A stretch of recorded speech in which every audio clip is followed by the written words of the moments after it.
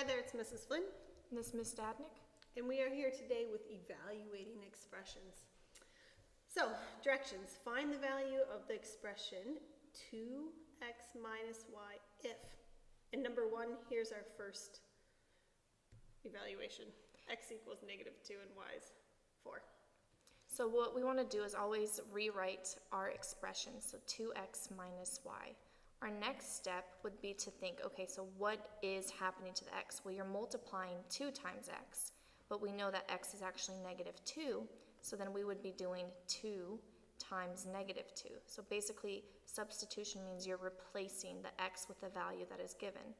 Minus, and then we know that y is 4, so we're going to plug in 4 where we see the y. And now you just follow your correct order of operations. So we do multiplication first. So 2 times -2, which is -4, minus 4.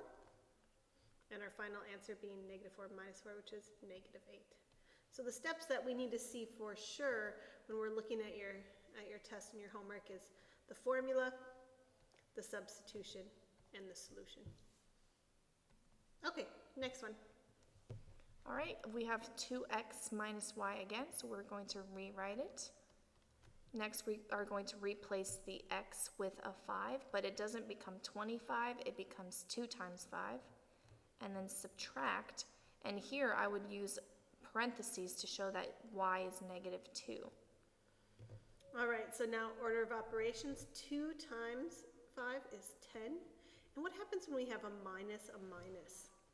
Well, it's the same thing as saying a -1 times -2, so that would be the same thing as saying you are adding 2. Okay, so we could change that to +2, and then we have 12. All right, the next one, we have x to be -3 and y to be -4. First step, just like before, is we write out 2x minus y. This is a good time for you to press pause and try evaluating this expression on your own and then checking your answer. So go ahead and press pause. All right, now you're back with your solution. All right, so we're multiplying 2 times -3, and then we are going to subtract a -4. Again, I'll use parentheses there so we don't lose that negative. 2 times -3 following correct order of operations is -6, and then that becomes a +4. -6 plus 4, you have more negatives than positives, so it's -2. 2 more. All right, here we go. If y equals 3x minus 2, find x if y equals 10. So this is just the same variation of the problem on the other side. We just want to substitute 10 where we see the y. All right, so now instead of y, I write 10 equals 3x minus 2. And now this looks similar to our previous day of solving equations. So what are we going to do to get x by itself? Well, first we would want to add 2 because adding 2 to both sides will get rid of our constant. So now I have 12 equals 3x.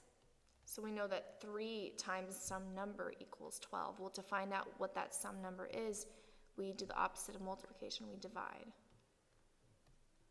All right, 3 divided by 3 is just 1. So now we're left with 4 is equal to x. All right, number 2, if a equals a plus b divided by 2, find a if a equals 7 and b equals 10.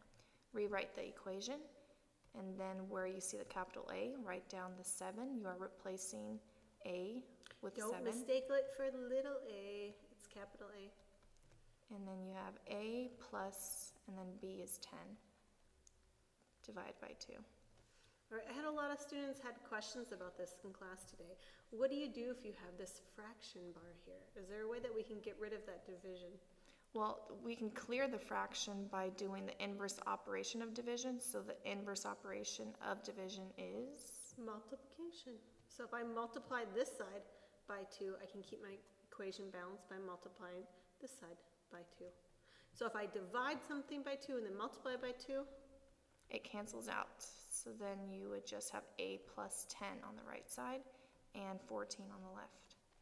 To isolate your variable, you do the opposite operations. So if that's plus 10, or minus 10, and 4 is a. It's always a good idea to go back and check your work, and you can do that for both of these. All right, that's it for now.